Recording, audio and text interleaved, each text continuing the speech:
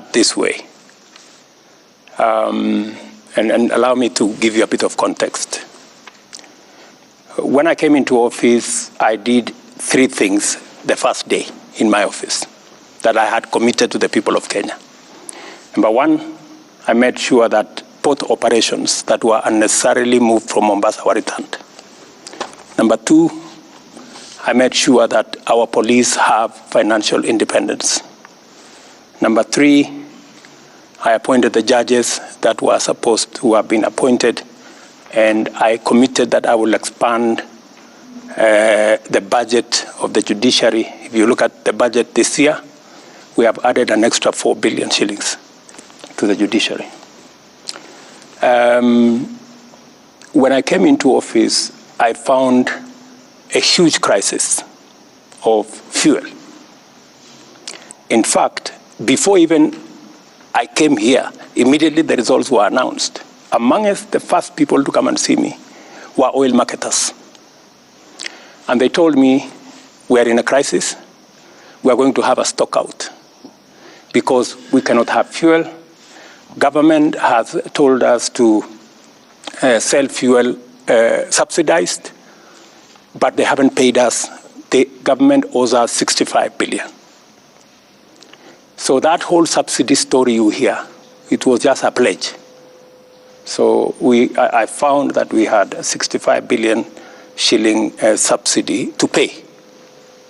Meanwhile, our financial situation was very bad. And by the way, that subsidy was accumulating at 15 billion shillings every month. I don't know whether you appreciate the magnitude of that. So when I came into office, I looked at it, and the one thing that I did that in retrospect was the right thing is to have an economic team around me. So we sat down, we went through the numbers, and finally we discovered that there wasn't actually a fuel problem. It was a misdiagnosis. The problem was an economic and much more a dollar problem, because there was fuel that had come, but the oil marketers could not find the dollars to go and buy, because government was maintaining an artificial, rate.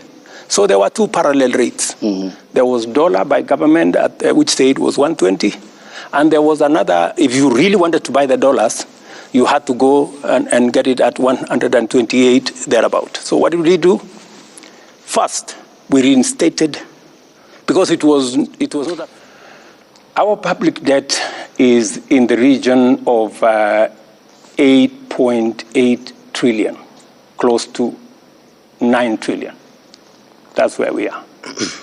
And so that you can contextualize this, it is the reason why, if you look at this budget, I have made a deliberate, conscious decision. In fact, against the advice of IMF. IMF actually wanted us to borrow slightly more. I told them no. I told them no, we're not borrowing. And that is why, if you look at the fiscal deficit, the money we are borrowing, we have reduced it from 1.1 trillion last year to 630 billion this year. We have reduced almost 500 billion, because I am conscious that we are not in a good place. I am also aware what is happening to other countries. There are countries in our continent that have defaulted in their payments. When I am president, Kenya will not go that route. And that is why, even when, many people thought it was a joke, I told them, we are not borrowing beyond where we are. Okay? Let's leave the OECD. Let us come to our continent. Our peers, South Africa, Tunisia, Morocco. They are between 23 and 28% of GDP. Tax as a percentage of GDP. Where is Kenya? Kenya is at 14%. Kenya is at 14%, meaning we are paying half in terms of tax what our peers in our continent are paying. And you see, society is reflected by the quality of public goods, roads, hospitals, schools, water. That is what a society is measured. If you will find that if you don't have working schools, if you don't have no running water, if you don't have good roads, you cannot, what kind of society are you? So the big question, and I want to tell my countrymen and women, please, we are not overtaxing ourselves.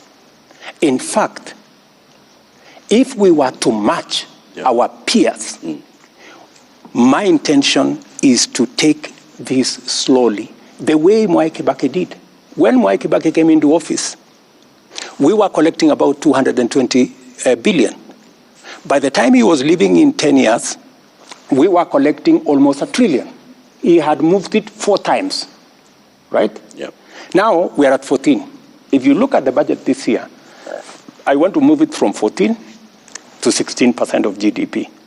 By God's grace, maybe next year, 18, maybe like that. Yeah. Because we have to be realistic, you know. If we do not pay taxes, we cannot be like the countries we want to be. We want to be in their shoes. We will be going backwards. So the real cardinal, because, and I want to tell my good friends, you know, it's good to have information. Because I hear many people are saying, oh, you know, we are being overtaxed. The real issue is that our tax as a percentage of GDP, if we manage to get this finance bill through, we will move from 14 to 16.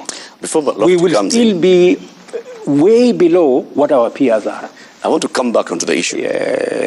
Latif, you saw there was a delay of salaries for about 2-3 days, about in April. Yep. Yes. Because, you know, some characters thought that I was joking. I told them, listen, we are going to live within our means. Even if we have to delay for salaries for 2-3 days, we will. So that people begin to internalize that we cannot continue borrowing. And let me tell you, I have had many people say, oh, you know, you can't tax, there is no country that can tax itself into prosperity. That's correct. Yeah? But you cannot accumulate debt into bankruptcy as an option. It cannot be an option, right?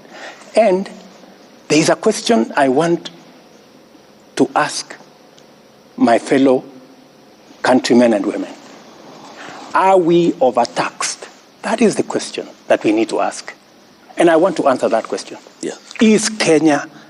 Are Kenyans overtaxed?